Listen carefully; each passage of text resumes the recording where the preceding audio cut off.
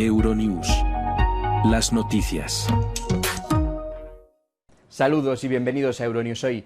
Francia se adentra en terreno desconocido. Esta tarde se votan dos mociones de censura contra el primer ministro Michel Barnier. Y salvo milagro, la ultraderecha votaría su moción y la de la izquierda tumbando al Ejecutivo francés.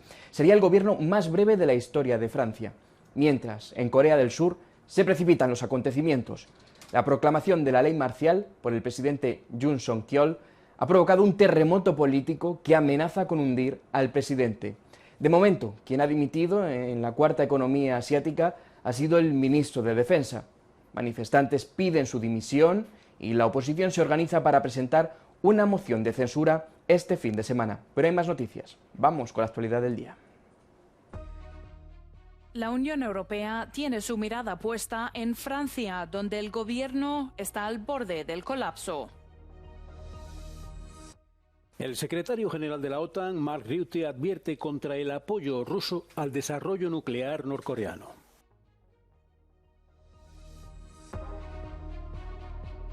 Didier Reynders, ex jefe de justicia de la Unión Europea, investigado por blanqueo de capitales. Filippo Turetta, el italiano de 22 años y que admitió haber matado a su exnovia, fue declarado culpable de asesinato y condenado a cadena perpetua. Un pequeño asteroide iluminó el cielo sobre la República Siberiana Rusa de Yakutia. Las autoridades estaban en alerta y dijeron que no se habían reportado daños. Empezamos. El gobierno de Francia está a punto de estallar por los aires si no hay milagro. El presidente Emmanuel Macron, responsable del nombramiento de Barnier, también sería responsable del siguiente nombramiento, algo diferente a lo que ocurre aquí en España, en estos casos, donde quien presenta la moción tiene que proponer un candidato. Macron ha dicho a los que piden su dimisión por todos estos acontecimientos que eso es política ficción. Las votaciones están previstas para el final de la tarde, aquí en Europa. Tendremos a nuestra corresponsal, Sofía Katsenkova, actualizando la información desde el terreno. De momento esto es lo que conocemos a la hora de grabar este informativo. El primer ministro francés Michel Barnier asegura que su gobierno sobrevivirá a la moción de censura, aunque matiza que todo depende de los diputados. Ellos tienen la responsabilidad última en lo que ha descrito como un grave periodo de la historia del país por la crisis política que atraviesa. Es posible que exista este reflejo de responsabilidad o más allá de las diferencias, las contradicciones que son normales en una democracia. Nos decimos a nosotros mismos que hay un interés superior. Creo que el interés superior del país, el bien común, significa algo.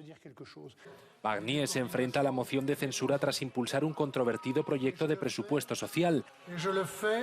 Los líderes de la oposición dicen que las enmiendas que han añadido al proyecto de ley no disipan su preocupación, por lo que apoyan la moción de censura. Para derrocar al gobierno, 288 diputados deben votar a favor. Eso solo sería posible si las fuerzas de la izquierda y la derecha se unen en la votación.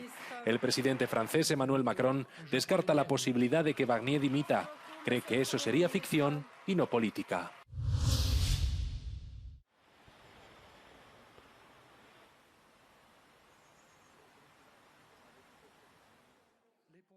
La Unión Europea tiene la mirada puesta en la Asamblea Nacional Francesa.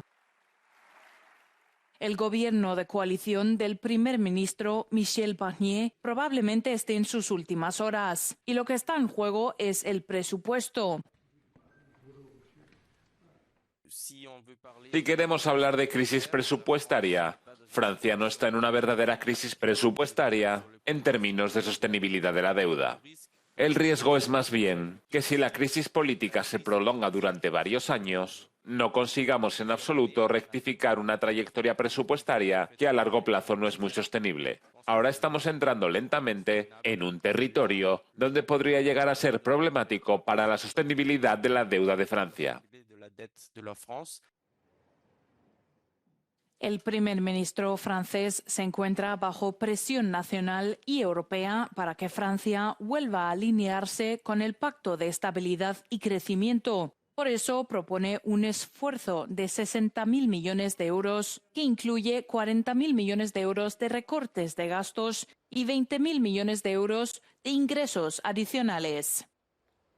Si el gobierno Barnier tombe, Si cae el gobierno de Barnier, no sabemos si Macron mantendrá a Barnier por un tiempo, si nombrará a otro primer ministro o si acabará dimitiendo. Al fin y al cabo, no son pocos los que piden su dimisión en 2025. Eso significaría elecciones presidenciales y legislativas probablemente en verano. Así que entraríamos en un periodo de 6 meses enteros de especulación política, campañas y demás, donde Francia estará ausente del juego.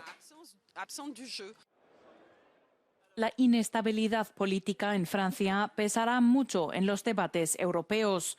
La Voz de París corre el riesgo de debilitarse en un momento en el que los nuevos equipos institucionales de la Unión quieren avanzar rápidamente en los desafíos geopolíticos.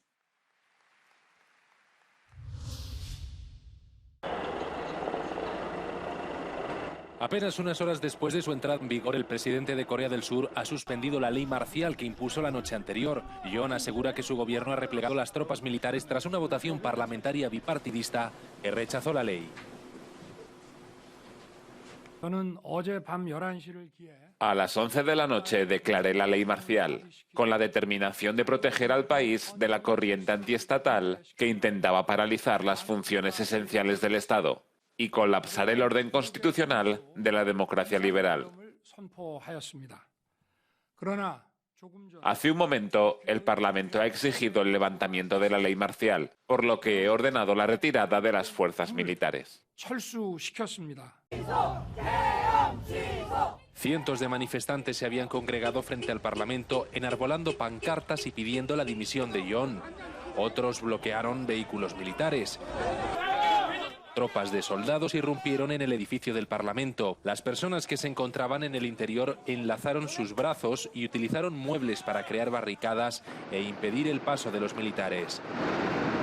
Se ha informado de que la policía y el personal militar abandonaron rápidamente el recinto del Parlamento tras la votación. Rusia advierte contra el apoyo ruso al desarrollo nuclear norcoreano. El secretario general de la OTAN, Mark Rutte, considera una ingenuidad creer que Rusia no apoya los programas nucleares de Corea del Norte. El supuesto apoyo ruso al programa nuclear de Pyongyang ha impulsado una colaboración más amplia entre la OTAN y países de fuera de la alianza. Hay muchas razones para hacer que la tecnología nuclear y de misiles esté fluyendo hacia Corea del Norte y por lo tanto sea un riesgo de que Corea del Norte la utilice. No solo es una amenaza para nosotros aquí, sino también para la parte continental de Estados Unidos y por supuesto para Corea del Sur y Japón. En medio de los temores de que Donald Trump pueda retirar la ayuda clave de Estados Unidos a Ucrania cuando asuma el cargo, Rutte se reunió recientemente con el presidente electo de Estados Unidos en Florida. Rutte subrayó que China, Corea del Norte e Irán están situándose junto a Rusia, lo que interpretó como un riesgo para Estados Unidos y la región Asia-Pacífico. Cuando se le preguntó sobre la propia amenaza nuclear de Rusia, Rutte acusó al Kremlin de ruido de sables. Mientras Moscú ha encontrado una manera de fabricar más drones para atacar a Ucrania, Kiev ha encontrado una manera de dejarlos en tierra o incluso de devolverlos a Rusia o Bielorrusia. Durante uno de los recientes ataques, casi la mitad de los 110 drones Shahed lanzados contra Ucrania habrían sido desviados. Básicamente lo que Ucrania está haciendo es una suplantación. Están suministrando falsos datos de objetivos GPS a estos Shahed para hacerlos desviarse de su curso. Y los aviones no tripulados tienen un sistema que se supone evita interferencias. Pero lo que estos están haciendo es colarse y no dejar que el avión no tripulado sepa que los objetivos están siendo cambiados. Es un engaño para que el dron ruso vaya en la dirección equivocada. Unos episodios que pueden ser posibles gracias a tácticas y sistemas de interferencia de guerra electrónica y de señales. El ex general ucraniano Valery Zaluzhny mencionó públicamente por primera vez un sistema llamado Pokrova en febrero. Creo que el sistema probablemente ha mejorado desde entonces, ya que el porcentaje de estos drones rusos que Ucrania dice estar desviando ha aumentado con el tiempo. El proyecto bielorruso Hayun informó que 38 drones rusos Shahed entraron en el espacio aéreo de Bielorrusia los días 24 y 25 de noviembre, una cifra récord. Bielorrusia envió aviones para responder a la violación de su espacio aéreo, lo que sugiere que Minsk no tenía información previa sobre drones rusos desviados a su territorio. Rusia no habría previsto los impactos de la interferencia ucraniana ni los habría comunicado a Bielorrusia con antelación.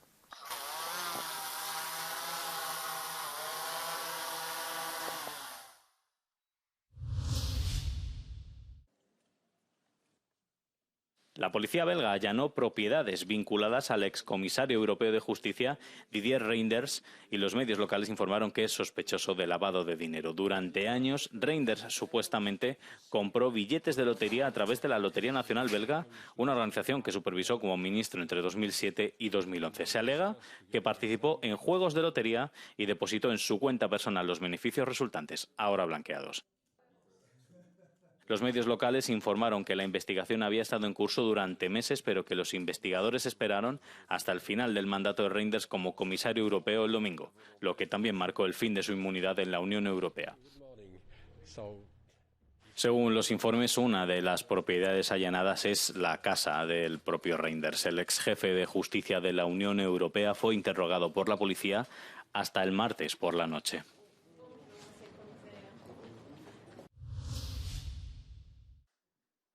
El primer ministro de Georgia niega haber renunciado a unirse a la Unión Europea. Irakli Kovačić culpó a funcionarios europeos por el retraso en la integración de Georgia al bloque. Lamento si alguien ha malinterpretado el mensaje. La integración europea continúa y no habrá retrasos en el camino hacia la integración en la Unión Europea. Quiero recordar a los burócratas y políticos europeos, incluidos los que obstaculizan artificialmente la integración europea de nuestro país, que pongan las negociaciones sobre la mesa y firmaremos inmediatamente, el mismo día, en ese mismo momento. Las manifestaciones contra el freno a la integración en la Unión Europea se sumaron a las previas que denunciaban fraude electoral. En las últimas 5 noches ha habido más de 200 detenciones.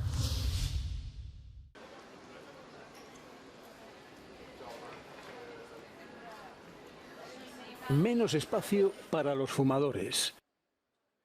La Unión Europea ha aprobado la recomendación de ampliar la prohibición de fumar a determinados espacios al aire libre, como terrazas de cafés, zonas de juego o paradas de autobús. Esta prohibición no solo afecta al tabaco, sino también a productos derivados, como los cigarrillos electrónicos o el tabaco calentado con dispositivos electrónicos, especialmente populares entre los jóvenes. Sin embargo, esta recomendación antitabaco no es vinculante. Los Estados miembros son, por tanto, libres de transponerla a su legislación para aplicarla o no. Preguntamos en algunas terrazas. Las terrazas son un invento fabuloso. Quitar el derecho a fumar es un poco como mutilar la posibilidad de disfrutar de una terraza para los que fuman. Hay clientes que vendrán menos a los establecimientos desde el momento en que se apruebe la norma. Se trata de un problema de salud pública. El 27% de los cánceres se atribuyen al tabaquismo. Los cigarrillos electrónicos también emiten sustancias tóxicas que provocan problemas cardíacos y pulmonares según la OMS. Por su parte, las asociaciones de salud pública acogen con satisfacción las restricciones. De hecho, la última recomendación del Consejo sobre este tema se remonta a 2009. Han pasado 15 años desde que en 2009 los cigarrillos electrónicos eran una novedad y ahora encaramos estos nuevos retos, así que ahora necesitan ser cubiertos. Además de proteger contra el tabaquismo pasivo, la ampliación de los espacios libres de tabaco también pretende cambiar las normas para evitar que la nueva generación se anime a fumar por imitación de los fumadores. Para nosotros es muy importante que los espacios sin humo se conviertan en la nueva norma social. Así que queremos hacer un esfuerzo muy importante para crear esta norma social para que los jóvenes que nacen ahora o que ahora tienen menos de 10 años nunca fumen o vapen. En el Parlamento Europeo esta recomendación motivó discusiones entre los partidarios de las libertades individuales y los defensores de una legislación antitabaco más restrictiva para respetar la salud individual y colectiva. La Eurocámara no está convencida con las explicaciones de la red social china TikTok sobre las medidas tomadas para evitar el contenido ilegal durante las elecciones en Rumanía, celebradas la semana pasada. La empresa ha participado este martes en un debate en el Parlamento Europeo. Hemos estado en contacto con las autoridades y seguimos trabajando con ellas. Se trata de una situación muy cambiante y respondemos todas las órdenes que recibimos. La Eurocámara pide más transparencia a TikTok, por ejemplo, respecto a su algoritmo. Además, los eurodiputados creen que la empresa no ha contestado de forma clara a sus preguntas. Ha habido 4 rondas de preguntas muy concretas y solo nos han dado evasivas, diciéndonos todo lo bien que han hecho en relación a Rumanía. Los eurodiputados también han lamentado que el director general de TikTok, Xu Ziqiu, no asistiera al debate. Según TikTok, no ha sido invitado oficialmente. Filippo Turetta, el italiano de 22 años y que admitió haber matado a su exnovia, fue declarado culpable de asesinato y condenado a cadena perpetua. Giulia Cecchettin desapareció en noviembre pasado después de ir al centro comercial con Turetta. Fue encontrada una semana después con más de 70 golpes en el fondo de una zanja envuelta en bolsas de plástico. Está claro que se ha hecho justicia. Lo respeto, pero creo que deberíamos hacer más como seres humanos porque ahora mismo no deberíamos estar discutiendo sentencias. No creo que se combata la violencia de género con sentencias, se combate con prevención. El caso provocó una ira generalizada en Italia y alimentó las demandas de acción para detener la violencia contra las mujeres. En el funeral del año pasado, el padre de Giulia instó a los dolientes a ser agentes de cambio en una cultura patriarcal que, según él, subvalora la vida de las mujeres.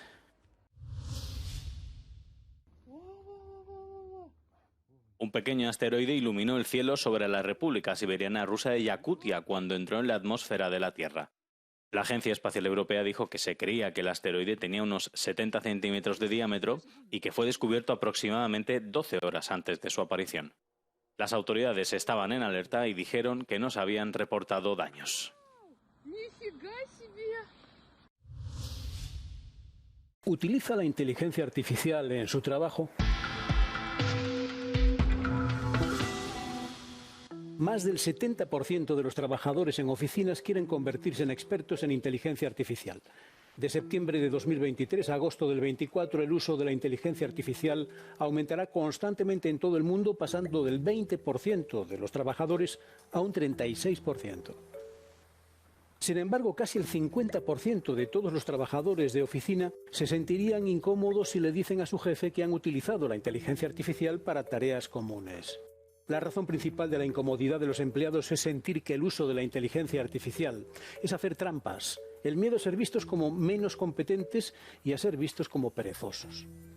En Suecia, el 86% de los empleados se sienten incómodos al revelar que utilizan inteligencia artificial para escribir mensajes a sus colegas o compañeros de su mismo nivel.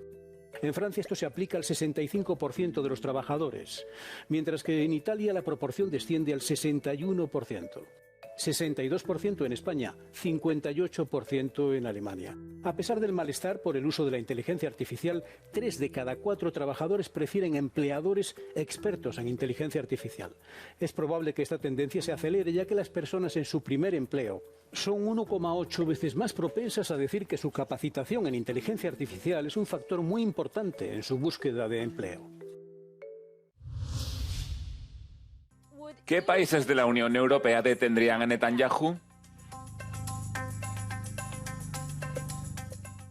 La orden de detención de la Corte Penal Internacional contra el primer ministro israelí Benjamin Netanyahu sigue suscitando reacciones encontradas entre los funcionarios europeos. La Corte, con sede en La Haya, no tiene medios para ejecutar la orden y depende de los Estados partes para hacerlo. Los 27 países de la Unión Europea forman parte de los 124 estados que integran la Corte Penal Internacional, pero no todos se han comprometido a detener a Netanyahu si llegara a pisar sus territorios, a pesar de los llamamientos de la Unión Europea para que lo hagan.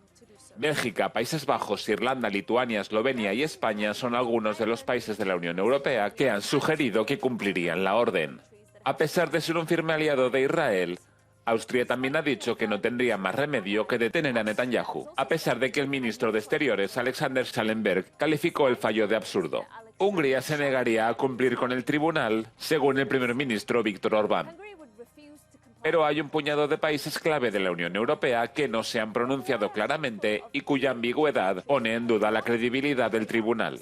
La ministra alemana de Asuntos Exteriores, Annalena Baerbock, ha sugerido que Alemania ejecutaría la orden, pero un portavoz del gobierno alemán, por otro lado, ha dicho que sería difícil de imaginar. Italia y Francia han cuestionado recientemente la viabilidad de la orden, a pesar de mostrar su apoyo a la labor de la Corte Penal Internacional. El Ministerio de Exteriores de Francia ha sugerido que Netanyahu es inmune porque Israel no es un Estado parte de la Corte Penal Internacional. El ministro de Asuntos Exteriores de Italia, Antonio Tajani, también ha sugerido que la detención de Netanyahu es inviable mientras siga en el cargo. Las posiciones de Estonia y la República Checa también son ambiguas.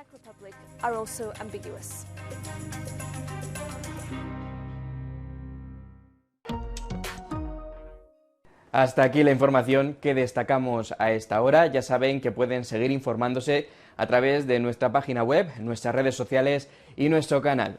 Ya saben que suyos son los comentarios. Les dejamos con el No Comen del día, en el que verán los trabajos de limpieza en Ohio y Nueva York, en Estados Unidos, tras la nevada que cayó este fin de semana. Gracias por seguirnos. Buenos días, buenas tardes, buenas noches.